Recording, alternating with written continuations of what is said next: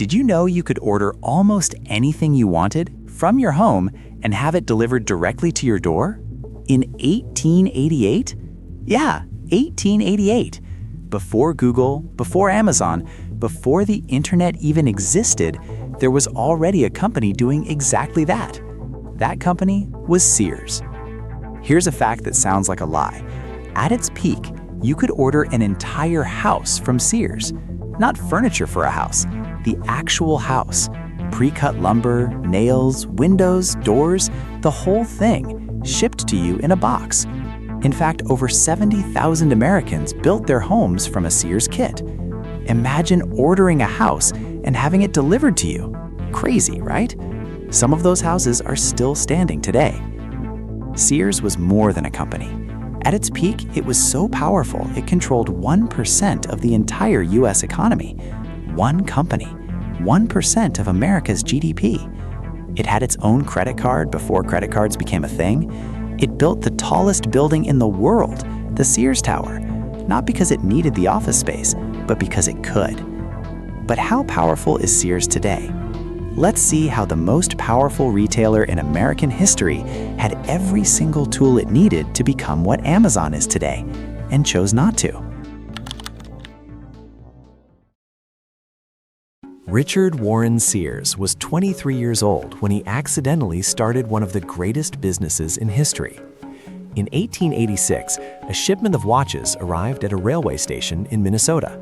The jeweler who ordered them refused to pay.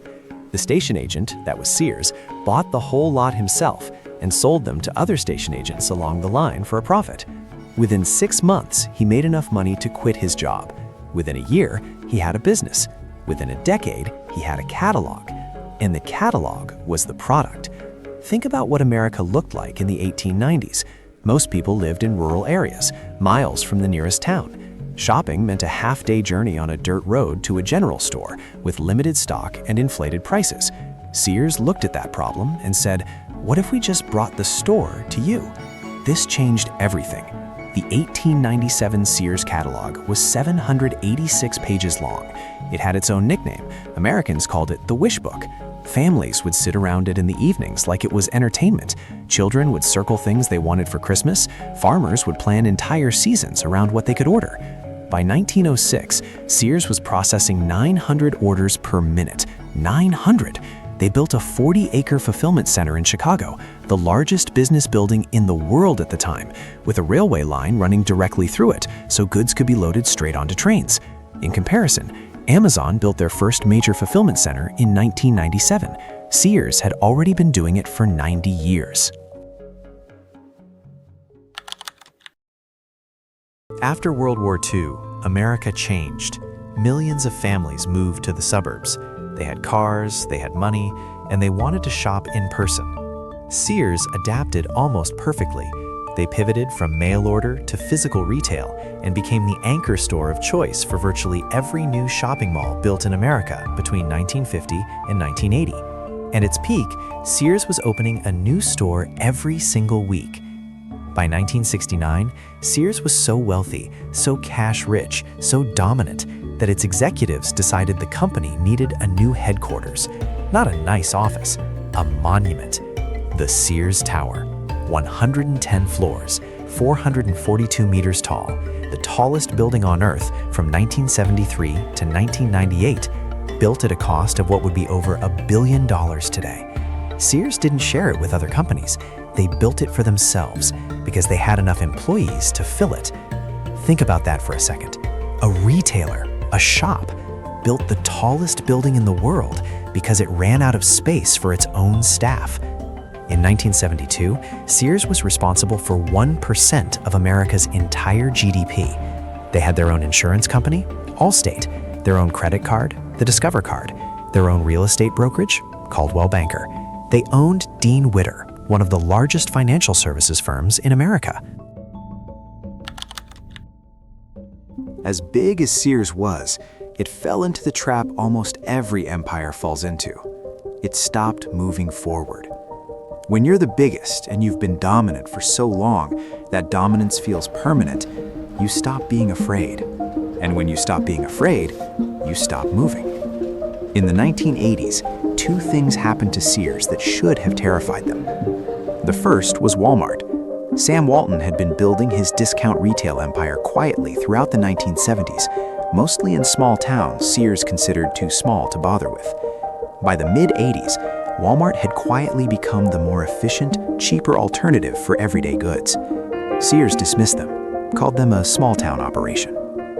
The second thing was their own catalog. In 1993, after 97 years of continuous publication, Sears quietly canceled the Wish Book, the catalog that had built the entire company. They said it wasn't profitable enough anymore. That's like removing Santa from Christmas. The catalog wasn't just a revenue stream, it was the infrastructure, the logistics, the fulfillment, the direct-to-consumer relationship. All of it was already built. Sears had a 97-year head start on the exact business model that Amazon would use to destroy them. And they threw it away because it wasn't profitable enough that quarter. By the early 2000s, Sears was already wounded, but it wasn't dead. It still had hundreds of stores, millions of loyal customers, and some of the most valuable real estate in America. What it needed was someone to modernize it, reinvest in the stores, build an online presence, take the fight to Amazon. What it got was Eddie Lampert. In 2005, Lampert, a hedge fund billionaire with no retail experience, merged Sears with the already struggling Kmart and took control of the combined company. His theory was elegant and completely wrong. Sears didn't need better stores, it needed better financial engineering. He divided Sears over 30 separate internal business units, each competing against the others for budget. He sold off the most profitable parts, Land's End, the Craftsman tool brand, the real estate, and used the cash to buy back Sears stock rather than reinvest in stores. Store maintenance budgets were slashed, staff were cut, shelves went unstocked. The already struggling stores started to look abandoned, even while they were still open. Customers noticed, then they left. Between 2010 and 2018, Sears lost $12 billion. Not revenue, losses. $12 billion of value gone. In October 2018, Sears Holdings filed for bankruptcy. The company that had once controlled 1% of the American economy, that had built the tallest building in the world, that had been delivering to American homes for over a century, was insolvent. And I've been saying that literally for all that time. This is an apocryphal outcome that just had to happen. Maybe in another universe, Sears becomes what Amazon is today. They had the catalog infrastructure, they had the customer trust, they had the logistics, they had the brand. In 1993, the year they canceled the Wish Book, they had every single piece of the puzzle already on the table. But Sears made the same mistake that almost every fallen giant makes. They confused the format of their success for the source of it. They thought they were in the business of selling things in catalogs or selling things in stores. They weren't. They were in the business of convenience, of getting people what they wanted easily at a fair price. Amazon understood that.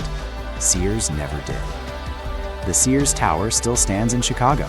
They sold it in 1994, the same year Amazon was founded. Today, it's called the Willis Tower. Nobody calls it that. Some things are just too big to rename.